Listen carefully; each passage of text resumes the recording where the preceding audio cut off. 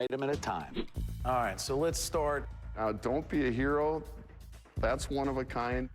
This showed to me they cared about their employees. Oh, they did. Do you have an idea for me? 20 bucks? Sold. Oh, God bless you. This is what the lab techs would use to take samples of beer. I was born on February 23rd, so key number's 23. 23 bucks. Sold. What were you going to offer me, darn it? You know, when we were downstairs, we found the vault, and what we have is blueprints. So how much would you let something like this go for? I'd want $100. You mat this, frame it. All right, that's You will- $200 on my cost. Would you do 60? This was 1966, Route 66, $66. I like the way you think. All right. All right, we have some items here that I pulled out of the infirmary. So when I opened up this cot, that's when I found the Pabst Blue Ribbon blanket. So what would you have to let that blanket go? I'd sell it for 100. What were you thinking? I mean, I was thinking 50 bucks. We do things in sixes here. You know, like 6 packs. Yeah? How about $60? All right. Jim's got a thing for weird numbers. I'm starting to think he's a bit eccentric. You got 2 Pabst curtains. You know, this is embroidered right into it. We're back up to my birthday, you know, like $223, or, you know. I think the most I'd be willing to gamble on this would be $50 a piece. I can knock 100 off of the 223 and go to 123. I mean, you seem to be liking the number about Route 66. I offered 50 or 123. Would you do 66? It's gonna go to a good home. 75 bucks.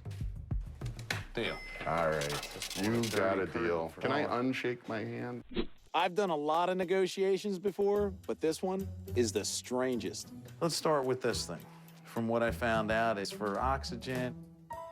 Oh my God. Luke, I'm your father. Oh, jeez, I broke it. Jim is a unique individual, but if I can convince him to let go of the best beer chairs, I could be walking home with a nice profit. They're the kind of unique historical items that tell a great story, something I'm always looking for. My B for best chairs? How'd you get those? Now, this one's in really rough shape. I'm hoping you're gonna go light on me here and be nice and... They were definitely in a Pabst commercial that was filmed right here in 1962. And that B is for best is literally carved right into the back. Yeah, no, I love this relief. I really don't want to sell them. I could maybe part with one, but it's not going to be cheap. I mean, what would it take? I was born on February 23rd, $223. And I really want you to say no. I'd really prefer you say, Jim, that's just way too much. Please say no. You know what? I'm gonna have to buy that chair. I have to. Please don't. I have to. Please don't. I have to. It came all this way. You're getting me in a heap of trouble. Not as much a heap of trouble as when my wife finds out how much I pay for that chair. I want to buy that. All right. Thank you. Negotiating with Jim was no picnic. But at the end of the day, I was able to walk out of there with over $4,000 worth of unique Pabst items.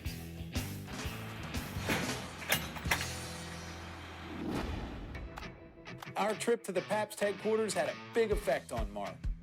Being around all that beer paraphernalia really inspired him. And while I'm the one usually doing the refurbishment work, this time Mark asked if he could get in on the action. This is your masterpiece, Mark. That one guy had the Sistine Chapel. I got the Pabst cabinet. He's gonna love it. Hey!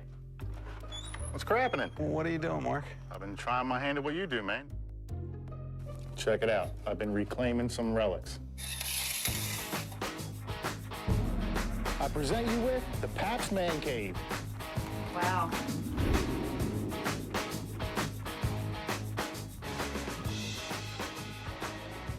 Check it out. Like, I'm not as good as you, and some of this stuff still needs a little bit of work. Now, this here The piece de resistance. Is that the first aid cabinet? It was the first aid cabinet. Now it's the hangover kit. You did a great refurb on that. I stripped it, cleaned it, and gave it a new paint job. Pabst red, white, and blue. Then I stocked it with anything you need to kick a hangover. Aspirin, agua, and a nip of the snake that bit you. I mean, that definitely belongs in somebody's man cave. It's awesome, right? Yeah. All told, we spent about $1,300 on our trip, and I'm looking to turn around the bulk of the objects for around $4,000. As for Mark's hangover cabinet and man cave, I'm looking at selling those items for an additional $2,000. Not a bad take. Can two people sit on it? Give it a shot. Parker, woman, tell me what you think. Oh, wow.